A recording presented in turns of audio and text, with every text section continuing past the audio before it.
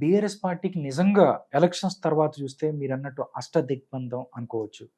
దానికి సంబంధించే ఎర్రబెల్లి ఫోన్ ట్యాపింగ్స్‌కి సంబంధించి ఎర్రబెల్లి దయాకర్ రావు ఆల్రెడీ ఉన్నారు. దానికి సంబంధించి అంటే ఎవరైతే రేవంత్ రెడ్డికి సంబంధించి జరిగిన అది ఒక కేస్‌కి సంబంధించి మొత్తం దాంట్లో ఎర్రబెల్లి దయాకర్ రావు ఉన్నారు. ఈరోజు ఆయనకు సంబంధించి ఇంకొక వార్త కూడా వచ్చింది. నా ఇంటిని ఎర్రబెల్లి లాక్కున్నారు.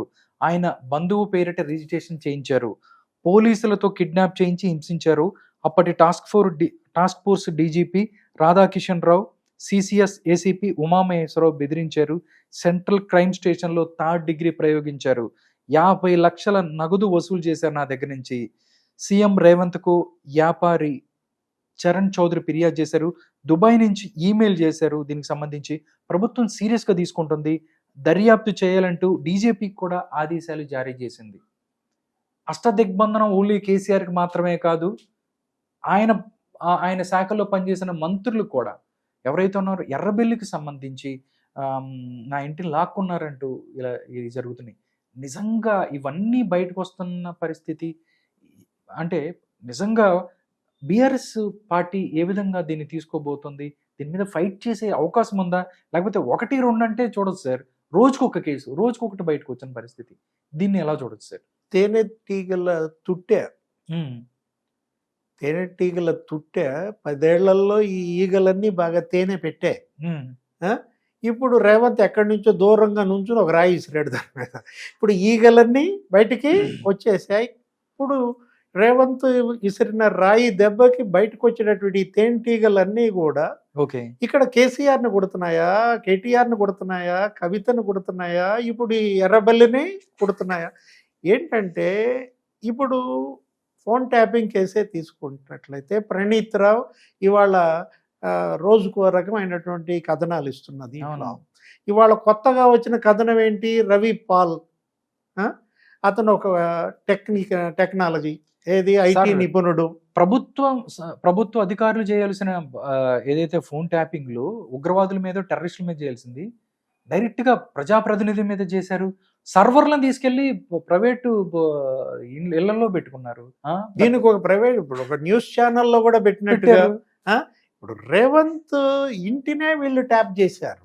రేవంత్ రెడ్డి ఫోన్ కాదు, రేవంత్ రెడ్డి ఇంటినే ట్యాపింగ్ జరిగిన దీంట్లో హౌస్ ట్యాపింగ్ ఇది. అవునా? ఇప్పుడు ఆ ఇంటికి 2 కిలోమీటర్ల దూరంలో పెట్టడం, ప్రణీత్ రావు ఈ రవిపాల్ ఇతన్ని ఉపయోగించడం, ఈ ఐటీ నిపుణుడు, అసలు ఏం జరిగింది, ఎవరెవరి ఫోన్లు ట్యాప్ చేశారు, ఎలా ఒక 36 మంది దిగ్గజ వ్యాపారుల ఫోన్లు ట్యాప్ చేశారని, వాళ్ళ ద్వారా ఈ హవాలా డబ్బు ట్రాన్సాక్షన్స్, గత ఎన్నికలకు ముందు పోయే డబ్బు అంతా కూడా ఎక్కడెక్కడ పోతుంది ఏంటి, ఆడియో వీడియో వీటన్నిటిని దగ్గర పెట్టుకుని వాళ్ళని బెదిరించటం, సొమ్ము చేసుకోవటం, ఈ దిగ్గజ వ్యాపారుల యొక్క సాక్ష్యాధారాలను చూపించి బెదిరించడం వల్ల వాళ్ళు బీఆర్ఎస్ ఎలక్టరల్ బాండ్స్ కొన్నారని. ఇవాళ బీజేపీ తర్వాత బీఆర్ఎస్ ఎలక్టరల్ బాండ్స్ ఇంత పెద్ద ఎత్తున ఎలా కొనుగోళ్లు జరిగాయి?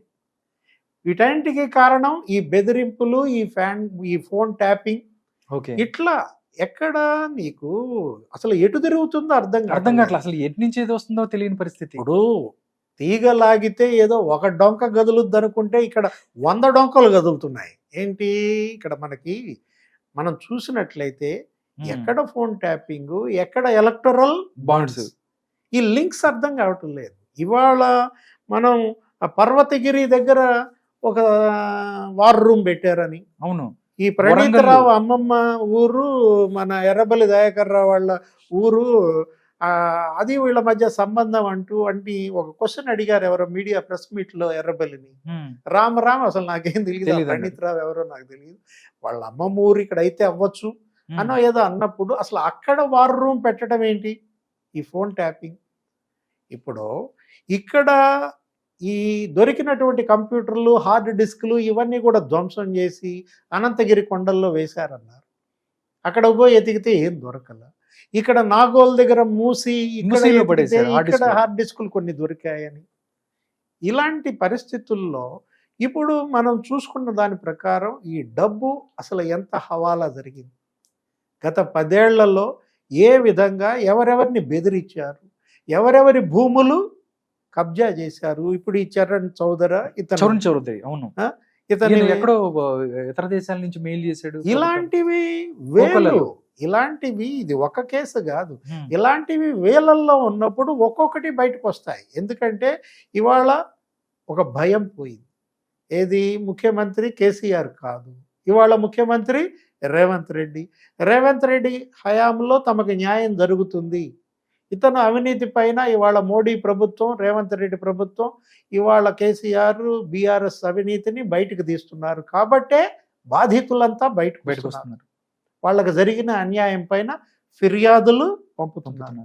ఇది కేవలం టీజర్, ఇంకా అసలు ట్రైలర్, సినిమా సినిమా. ముందు ఉందన్నమాట.